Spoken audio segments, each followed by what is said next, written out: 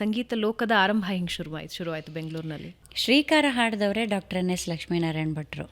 ಅವರು ಅಪ್ಪ ಆಕಾಶವಾಣಿ ದೂರದರ್ಶನದಲ್ಲಿ ಹಾಡೋದಕ್ಕೆ ಹೋಗ್ತಿದ್ದಾಗ ನಿಸಾರ್ ಅಹಮದ್ ಅವರು ಅಪ್ಪಂಗೆ ಆ್ಯಕ್ಚುಲಿ ಸಹ್ಯಾದ್ರಿ ಕಾಲೇಜಲ್ಲಿ ಸಂಗೀತ ಕಡೆ ಅಪ್ಪ ಹೋಗ್ಲಿಕ್ಕೂ ನಿಸಾರ್ ಅಹಮದ್ ಅವ್ರ ಕಾರಣ, ಮತ್ತು ಸಾಹಿತ್ಯದ ಕಡೆ ಒಲವು ಬೆಳೆಸ್ಕೊಳ್ಳೋದಕ್ಕೆ, ಯಾಕಂದರೆ ಅವರಲ್ಲಿ ಟೀಚ್ ಮಾಡ್ತಾಯಿದ್ರು ಅಪ್ಪಂಗೆ. ಆಮೇಲೆ ಲಕ್ಷ್ಮೀನಾರಾಯಣ ಭಟ್ರು ಎಲ್ಲ ಅಪ್ಪನ ಹಾಡನ್ನು ತುಂಬ ಮೆಚ್ಕೊಂಡು ಅಪ್ಪನ ಹತ್ರ ಎಲ್ಲ ಹಾಡಿಸ್ತಾಯಿದ್ರು. ಆವಾಗ ಅವರು ಕಿನ್ನರಿ ಧ್ವನಿ ಸುರುಳಿಗೆ ಮಕ್ಕಳ ಹೊಸ ಧ್ವನಿಗಳನ್ನು ಹುಡುಕ್ತಾ ಇದ್ದಾಗ ಅಪ್ಪ ನನ್ನ ಕ್ಯಾಸೆಟಲ್ಲಿ ರೆಕಾರ್ಡ್ ಮಾಡ್ಕೊಂಡಿರೋದನ್ನು ಕೇಳಿಸಿದ್ರಂತೆ. ಆವಾಗ ಅಯ್ಯೋ ಕರ್ಕೊಂಡು ಬಾ ಹುಡುಪ, ಎಷ್ಟು ಚೆನ್ನಾಗಿ ಹಾಡುತ್ತೆ ಮಗು ಅಂತ.